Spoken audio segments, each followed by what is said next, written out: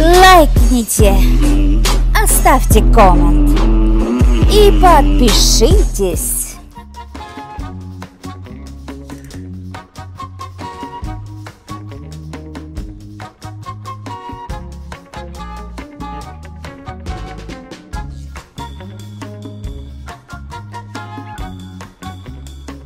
Всем здравствуйте! С вами Эльвира из Америки. Жапта порылиже. Тендандene Эльвира Америка geçin. Сегодняшнее мое видео будет видео воспоминания об учебе в прекрасном учебном заведении, музыкальном училище имени Ивана Степановича Ключникова-Палантая в городе Йошкар-Оле.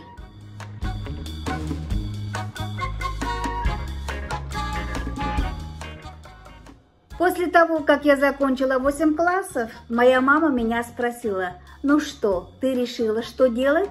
Либо ты пойдешь в 9 класс, или же ты пойдешь учиться в какое-нибудь учебное заведение. И я тогда маме сказала, что я хочу пойти учиться в музыкальное училище. Мама не стала протестовать, она сказала, что ну что ж, дело твое. Даже несмотря на то, что у меня не было музыкального образования. Конечно, моя старшая сестра очень скептически к этому отнеслась. Она сказала, что люди с музыкальным образованием, то есть люди после музыкальной школы и даже после музыкальной школы-интерната номер 1, это тогда было такое название, не могут поступить в музыкальное училище. А я тут решила поступить в музыкальное училище без музыкального образования. А дело было очень давным-давно, это было в 1983 году. Почему именно я выбрала музыкальное училище? Это потому, что когда мне было еще 12 лет, к нам в школу приезжали концертом из школы-интерната номер 1. Музыкальной школы. И на этом концерте выступал мальчик-баянист. И после его выступления я в буквальном смысле влюбилась в этот инструмент. Затем вся моя мечта была только начать свою учебу быстро, как только мама мне сказала: ну, раз ты собралась ехать вообще учиться в город, ты должна научиться самостоятельности, сама должна передвигаться, что, в общем-то, мне и пришлось. Я поехала одна в Куженер, собрала свои нужные документы медицинские, а потом уже одна поехала в город, подала документы, нашла музыкальное училище, не потерялась, и я самостоятельно начала ездить уже на вступительные экзамены в Йошкар-Олу. Помню, это были экзамены, по-моему, по русскому языку. Мы писали диктант или изложение, я не помню, но помню, что рядом со мной сидела Люда Петрова, сегодня она, по-моему, барабанщикова, и которая закончила музыкальное училище по скрипке, и она мне подсказывала в нужных местах, как и что. Когда время пришло сдавать экзамены по специальности, это было очень интересно. Я поступала вообще без музыкального образования. Люди стояли со своими музыкальными инструментами, кто-то там держал аккордеон, кто-то баян, а я так это красиво стояла и улыбалась и ждала своей очереди. И помню, Наташа Попова из Келемар ко мне подошла и говорит: а ты на каком баяне играешь? На этюде или же на рубине? А я и слыхать не слыхала такие названия. Ну что, я запомнила второе? Так, я ответила, я говорю, на рубине. Она говорит: о, да ты играешь готовую выборную систему. Тут я хотела ее спросить, а что это такое? Но я быстро схватила, а я сказала: да, играю. Она говорит: а что ты играешь? Баха, Бетховена. Я говорю: да я все играю. Но она так хи-хи-хи. Ну, это было... Это мне сегодня смешно. Но так или иначе, когда Наташа Попова узнала правду, она говорит: вот ты врунишка. Я говорю: да ты меня тогда доставала со своими вопросами. На каком я баяне играю, готова выборная. Я знать-то не знала ничего этого. Когда я зашла в класс на вступительные экзамены по специальности, я буквально помню всех. Там были и Арсений Афанасьевич Курбатов, и Валерий Иванович Лебедев, и Евгений Матвеевич Анечкин, Анатолий Алексеевич Мартынов, Прокопий Федорович Кузьминых. Но я помню, по-моему, Евгений Матвеевич Анечкин проверял у меня музыкальный слух, память, и на основе всех моих данных они решили меня взять на подготовительный курс. Они мне так и сказали, что Эля, говорит, у тебя нет музыкального образования, поэтому мы можем взять тебя на подготовительные курсы на 1 год, и 4 года уже ты должна учиться как студентка музыкального училища. То есть, если, говорит, люди учатся 4 года, тебе придется 5 лет. Тогда я сказала: да хоть 6, потому что желание было просто огромнейшее научиться играть на баяне. После всех экзаменов я приехала из деревни снова в Ишкар-Олу, в училище музыкальное, для того, чтобы узнать, поступила я или нет. И когда я нашла свое имя в числе поступивших абитуриентов в музыкальное училище на отделение русских народных инструментов, моему счастью не было предела. Я пошла в учебную часть, получила нужные документы, бумагу, удостоверяющую то, что я поступила на отделение народных инструментов на подготовительные курсы. Правда, когда я принесла эту бумагу и показала сестре, она не поверила. Она просто не поверила, но я скажу, что Господь Бог уже тогда помогал мне, потому что именно в 1983 году был очень большой набор на подготовительное отделение, на подготовительные курсы разных отделений.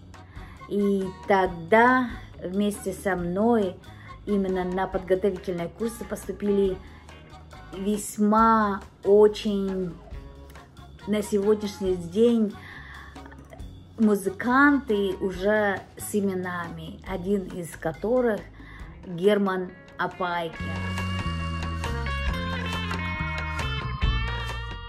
Общая фотография, подготовительный курс, студенты из разных отделений. В кружочке я, Герман Апайкин, Алевтина Ильинична Бердинская, Наташа Перова, фортепианное отделение, Алевтина Иванова, тоже фортепианное отделение, Ирина Афанасьева, вокальное отделение, Лилия Яналова, Фортепианное отделение. Герман Апайкин, дирижерско-хоровое отделение. Ирина Данилова, вокальное отделение. Эльмира Шаркаева, вокальное отделение. Соня Изеляева, вокальное отделение. Люда Петрова, отделение струнных инструментов. Лилия Алгасова, вокальное отделение рядом со мной. Я, Эльвира Попова, отделение русских народных инструментов. И снова Алевтина Ильинична Бердинская. Надо сказать, что даже эту фотографию делал ее муж Василий Григорьевич Бердинский.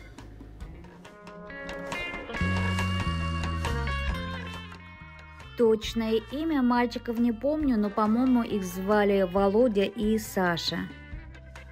Также вместе с нами была Наташа Болотова из фортепианного отделения.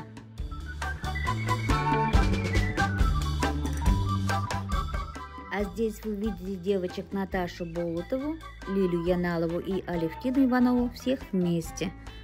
Это фортепианное отделение. Мы все, конечно, нашли свое место в жизни, но самую блестящую карьеру среди всех нас сделал Герман Апайкин. Кто бы мог подумать, что через некоторое время он будет петь в хоре турецкого, также будет солистом ансамбля имени Александрова, будет солистом оперы «Геликон Опера», будет артистом ансамбля песни «Русская песня» у Надежды Бабкиной и будет гастролировать по европейским странам Америки, Дубай, Арабские Эмираты. На этой фотографии он со своим преподавателем вокала Фаиной Ефимовной Олейниковой.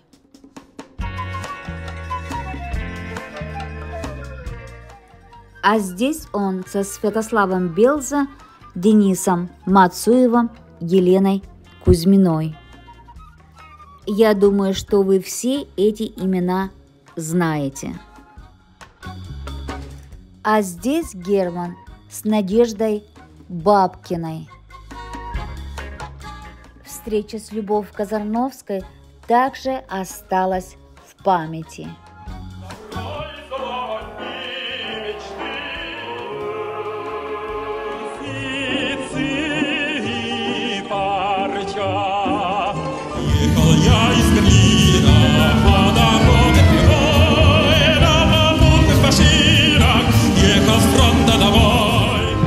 Герман частый гость на марийском телевидении и радио. Ораэр, Мариэл!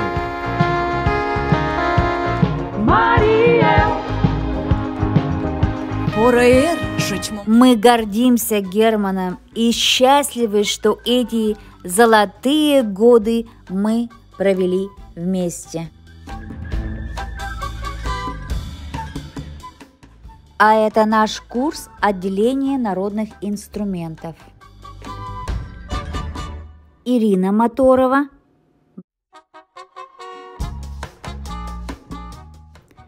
Надежда Маркина, Надя Тарощина, Валя Туганова, Светлана Петухова, наш комсорг, Слава Бушенев,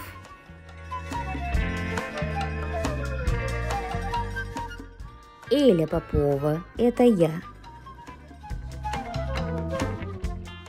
Наташа Попова, которая спрашивала меня, на каком баяне я играю, наша любимая классная руководительница Нина Геннадьевна Анечкина,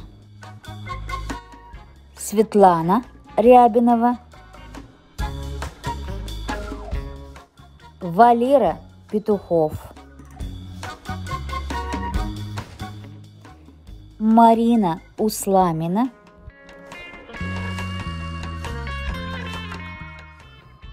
Таня Тарасова, Ольга Попова, Эльвира Петухова. А на этой фотографии добавились Наташа Митенькина, которой не было на предыдущей фотографии, Андрей Бабушкин, Петя Бурмистров,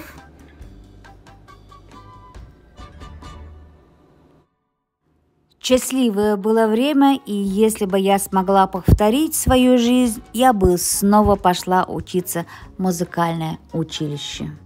Слева Нина Геннадьевна Анечкина, рядом с ней Нина Мефодьевна Санукова, рядом с Ниной Мефодьевной Сануковой Андрей Бабушкин, сзади Андрея Марину Усламина, Оля Попова, и между Ниной Геннадьевной и Ниной Мефодьевной я.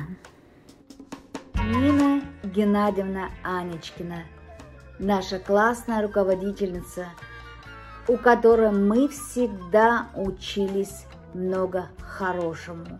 Она не только преподавала у многих студентов, у моих друзей общее фортепиано, но также и вела нас по жизни. Я помню, как она говорила, что вы даже опомниться не успеете, как годы пройдут и вам исполнится 50.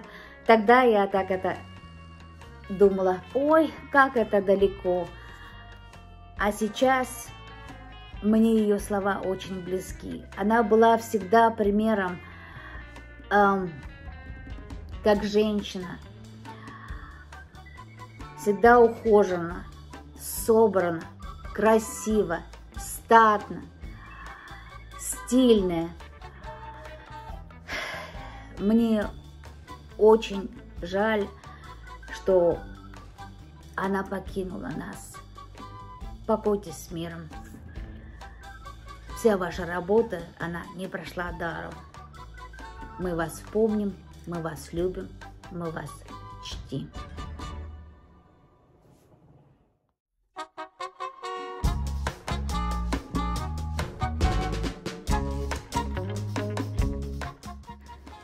А это мы все на сельскохозяйственных работах, и, по-моему, это в Звениговском районе в селе Трояры. Здесь мне 18 лет. Много воды утекло с тех пор, и сегодня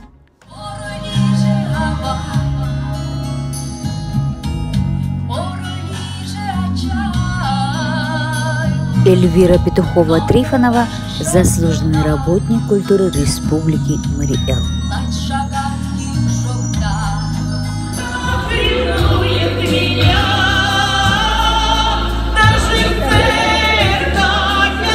Ирина Моторова-Ефремова, народная артистка Республики Марий-Эл.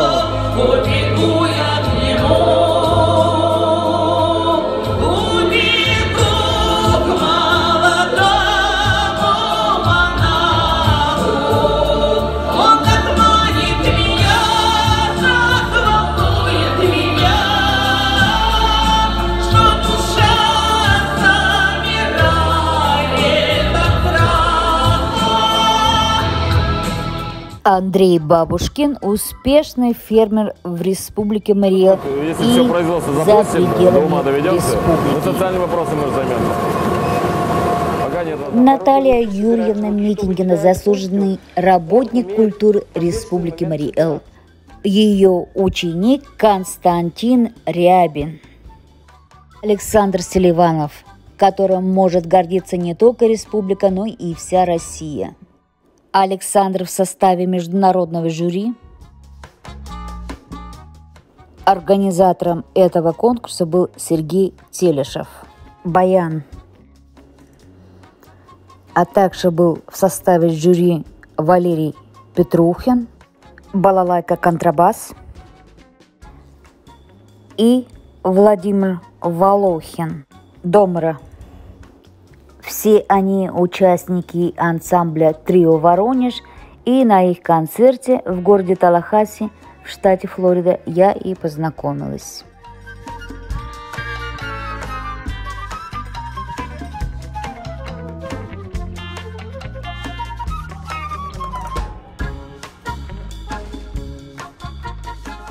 Наталья Юрьевна, мы гордимся вашими успехами как педагога. Татьяна Тарасова-Яшагина, ведущая торжеств не только в Республике Марий Эл, но и за ее пределами. Марина Усламина-Новикова, преподаватель в нашем училище. Ну и где его разыскивать? Значит, если не умер где-нибудь в подворотне, Валя Туганова снялась в фильме. Впрочем, я тоже успела сняться в фильме.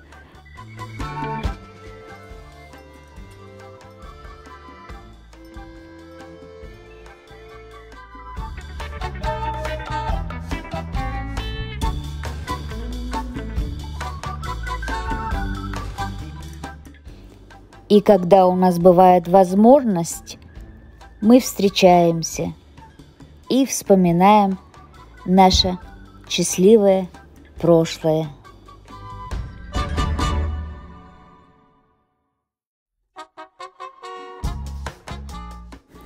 И всегда рады этой встрече.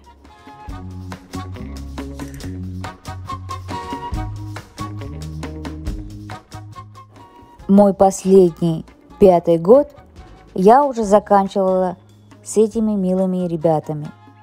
С Андреем Заболоцких, Екатериной Улановой,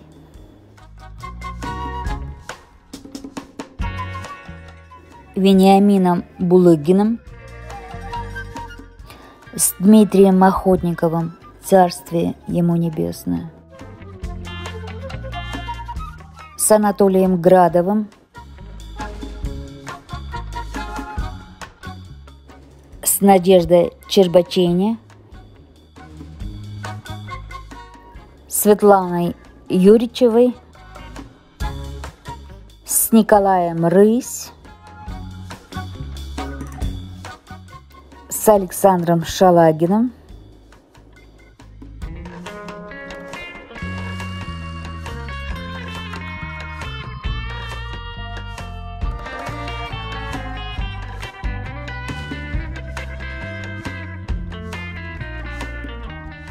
с Мариной Костроминой и Эдуардом Агишевым. А это уже общая фотография всех выпускников со всех отделений.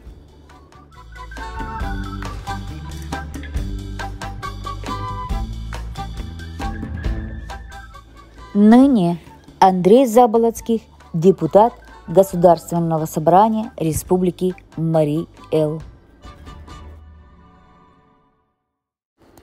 Сегодня Екатерина Уланова, член Союза писателей России, заслуженный работник культуры Республики Марий Эл.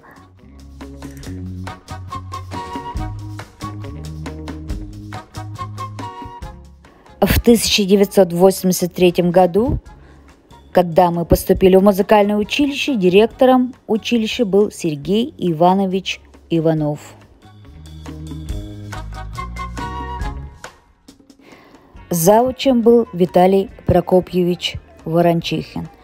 Добрейший человек, человек высокой культуры и интеллигентности. Зав. Отделением был Анатолий Алексеевич Мартынов, преподаватель баяна. После его сменил Евгений Матвеевич Анечкин, преподаватель баяна. Бывало, идешь по коридору и встречаешь Евгения Матвеевича Анечкина, и он так: Эля, постой минуточку. Ты такая: да, Евгений Матвеевич, как у тебя дела? Хорошо. А я слышал, нет. Ох, вы насчет? Так я туда и иду. Что хочу сказать.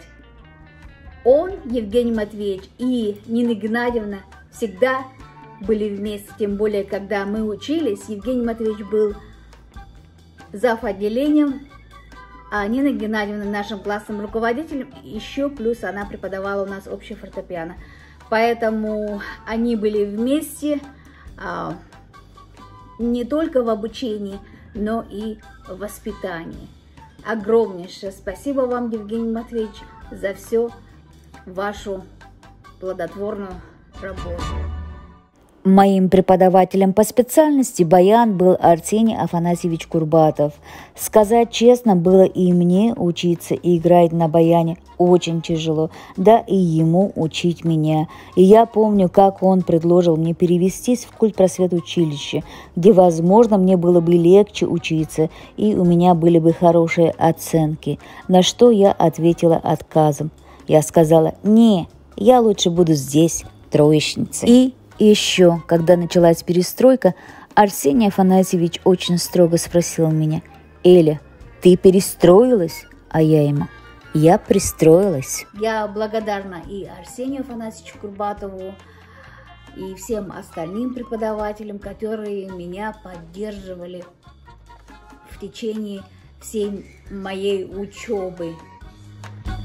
Элимбаев Станислав Михайлович, заслуженный деятель искусств Республики Мариэл, создатель и руководитель оркестра русских народных инструментов Мари Кундем, дирижер симфонического оркестра. Он был моим преподавателем по дирижированию. Прокопий Федорович Кузьминых, преподаватель класса балалайки, руководитель и дирижер нашего младшего состава оркестра народных инструментов. Сергей Николаевич Морозов, преподаватель баяна. Также он был руководителем старшего состава оркестра русских народных инструментов. В последний год моей учебы мы ездили концертом в Казанскую консерваторию. И после концерта Сергей Николаевич поделился впечатлением одного из профессоров Казанской консерватории, который сказал, что больше всего ему понравился очень артистичный мальчик на ударных. Этим мальчиком был Леонид Васильевич Зайков. Сергей Николаевич успешно занимается композиторской деятельностью, и его произведения звучат на большой сцене. Бессмертный полк. Музыка и слова Сергея Морозова. Солисты Николай Абрамов и Иван Рак. Я также хочу отметить Людмилу Ивановну Кульшетову, которая преподавала у нас зарубежную музыкальную литературу. Ее очень эмоциональные рассказы про Орфея и Эвридику до сих пор в моем сердце. Нина Геннадьевна, как классный руководитель, учила нас дисциплине и порядочности, что не прошло даром. Мы благодарны ей, ценим и всегда будем помнить ее. Раиса Лукьяновна Ешметова не учила меня, но оставила добрые воспоминания. Она открыла мне дорогу на эстраду, и я до сих пор помню фестиваль Чолга-Шидер.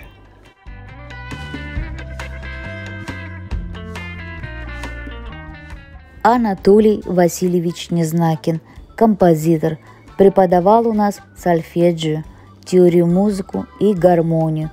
Его доброта и уважительное отношение также сохранились в воспоминаниях. Олег Александрович не учил меня, но очень часто по-доброму подсказывал. Учеба в музыкальном училище – это самое светлое в нашей жизни. И я благодарна нашим всем преподавателям за то, что они не только научили нас профессиональной музыке, но и воспитали в нас доброту и порядочность. Я благодарю всех своих сокурсников за дружбу, за поддержку, за любовь и преданность.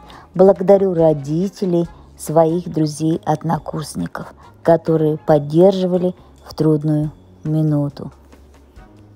Безусловно, в своем маленьком видео я не сказала еще о многих преподавателях и, наверное, пропустила еще очень-очень многое. Поэтому извините. И завершая свое видео, хочу поздравить нас всех с 90-летием училища, пожелать всем доброго здоровья, счастья и процветания. Дорогие мои друзья, к сожалению, я должна сказать вам до свидания, до следующего раза. Я очень надеюсь, что моим бывшим однокурсникам, сегодняшним преподавателям музыкального училища и моим бывшим преподавателям музыкального училища, да и вообще всем, кто имеет связь с нашим училищем, было интересно увидеть вот это видео воспоминания, которое было основано только на моих личных воспоминаниях. Я благодарю всех, кто предоставил мне фотографии и видео. Спасибо вам большое. Искренне я желаю всем добра и счастья. И кто еще не подписался на мой канал, пожалуйста, подписывайтесь, делитесь, распространяйте это видео. Не забывайте лайкать. И с вами была Эльвира из Америки. Пагалама юлташлак моя эркан шки видеом кушартем. И шанен кодам, что тендалан килашен моен видео, тиде шарнамаш, выешиданал видеом штенам рушла, потому что удларакше моен возалтшевлак улад рушла кутершевлак. Но шарнамаш аля пеш пора, пеш весела, тидлана, тиде видеолан шукам пуенам жапам, юнарам, но тиде моем чамана. Каласем чалалан таум, ки пуен маланем видеолан сюрет влакам, фотографии влакам и тагак видео влакам. Моткоч кругу тау, моткоч кикшен аклем полшамадам. Киша возалта ногл моен каналышка, возалца моен каналышка, шара за моен видео влакам, кодзаш кишуно маштам и лайкам шандаши дамонда. Челалан таланим пенгата тажалакам, пиалам и тенданднелиен Эльвира Америка гичен вескана марте возалца моедекем.